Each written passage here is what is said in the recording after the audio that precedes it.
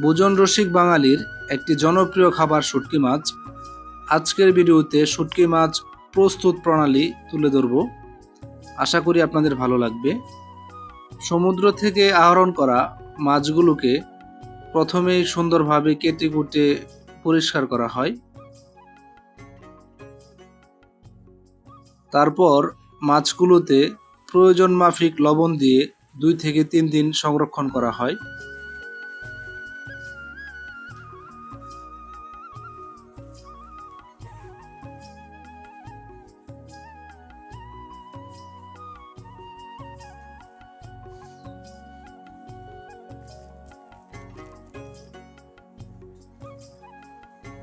দুই থেকে 3 দিন পর মাছগুলোকে মাচার মধ্যে রোদ্রে শুকানোর জন্য দেওয়া হয়।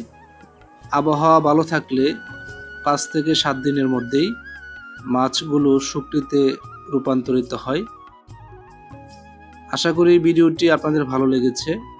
ভালো লাগলে অবশ্যই লাইক, কমেন্টস এবং সম্ভব হলে শেয়ারের মাধ্যমে পাশে থাকার আহ্বান রইল।